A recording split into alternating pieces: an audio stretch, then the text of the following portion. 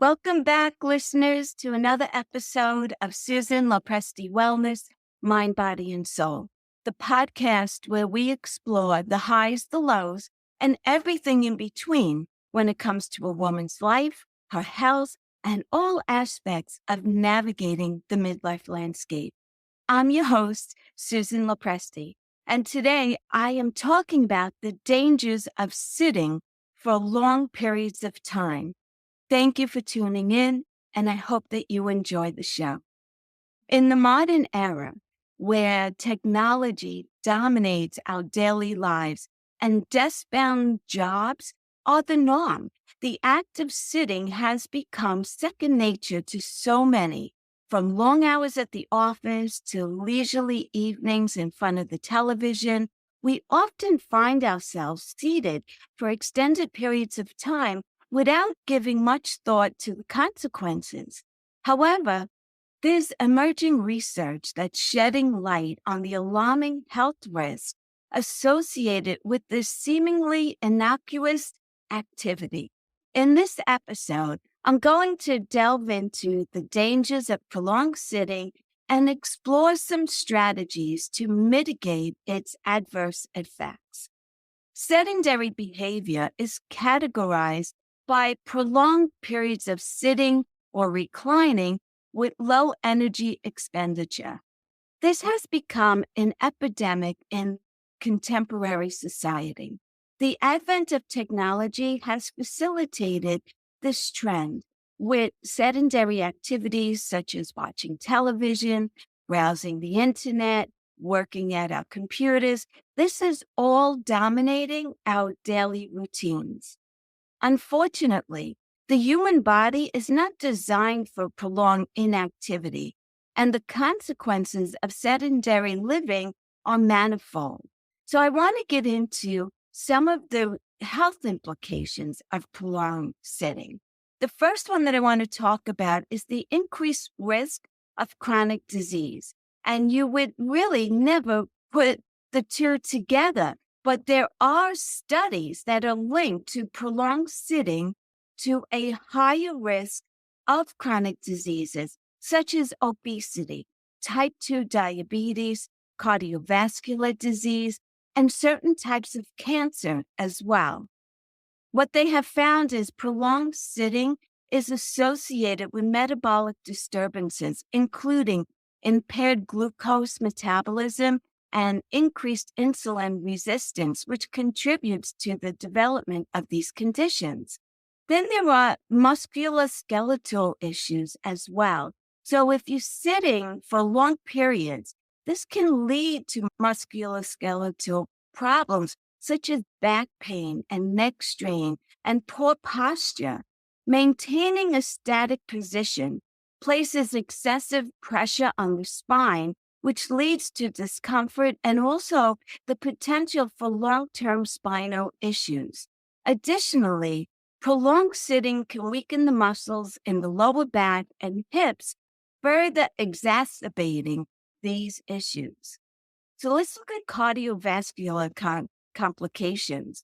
Sitting for extended periods of time has been linked to an increased risk of cardiovascular events, such as heart attack and stroke. Prolonged sitting is associated with elevated blood pressure, increased inflammation, and impaired vascular function, all of which contribute to cardiovascular dysfunction over time. Then there are mental health concerns. Sedentary behavior is not only detrimental to physical health, but also has implications for mental well-being. Research suggests a link between prolonged sitting and an increased risk of depression as well as anxiety. Furthermore, sedentary lifestyles are often associated with social isolation and decreased quality of life, further impacting mental health. So let's get into some strategies that we could use to combat prolonged sitting. The first one I want to talk about is incorporating regular movement breaks. So if you work at a computer for 8 hours a day, you need to break up prolonged sitting by incorporating short movement breaks throughout the day. Stand up, stretch, or take a brief walk every hour if you need to alleviate muscle stiffness and to improve circulation. Now, I want to tell you, when I worked in corporate America and I was sitting at my desk for 8 hours a day, I worked on the 50th floor. And myself and a bunch of my coworkers would take some breaks. And what we would do is we would go into the stairwell of our building and walk down maybe 20 or 25 flights of stairs and then turn around and come back up. And I want to tell you what that did. I can't speak for the rest of the women that were doing it with me, but my own feelings was I would get back to my desk. I was huffing and puffing, but my thinking was clearer.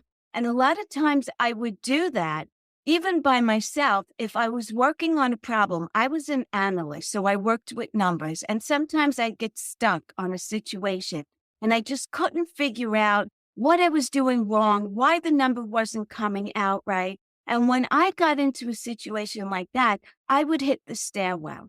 When I got back after going down the stairs and coming back up, I had a whole new perspective. My thinking was clearer. I felt rejuvenated. I had more energy, and I was ready to tackle that task over again. And believe it or not, the answer came to me. I would see what the problem was and correct it. And lo and behold, the number was correct. So that just goes to show you need to take those breaks. You also need to be using the bathroom. Do not sit at your desk for long periods of time, knowing that you need to pee and you're sitting there and I'll go in 5 minutes. I'll go in 5 minutes. Then you'll get a call and then you're interrupted again. Get up and go use the bathroom. These are the tips that are going to help you enormously with the quality of your work as well as the quality of your health. Utilize sit-stand workstations if they're allowed. And I know in my company, they were allowed, and people who had back problems bought these sit-stand workstations, and they made a big difference in their health. So what are they? It's ergonomic furniture, such as a sit-stand desk. And what you do is you alternate from time to time between sitting and working or standing and working. This not only reduces the total time spent sitting, but it also helps promote better posture and musculoskeletal health.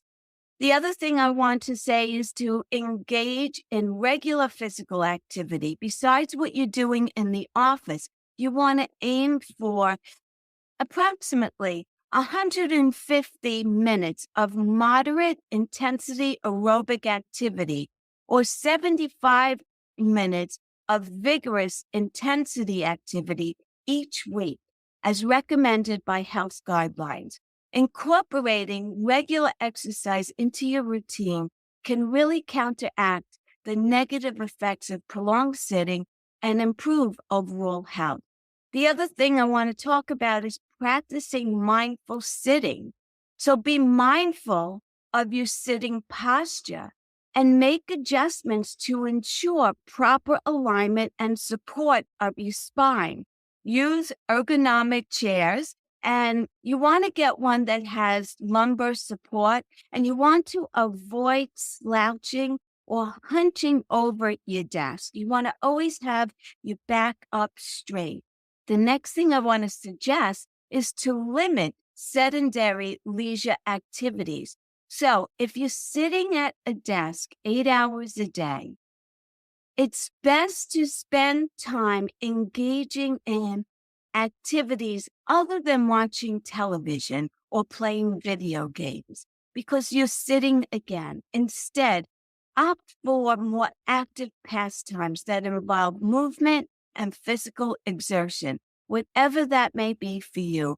Running, jogging, walking, a mini trampoline is great. All of these things are wonderful activities to get your blood flowing, clear your head. You'll feel better. You'll feel lighter. Your thinking will be clearer.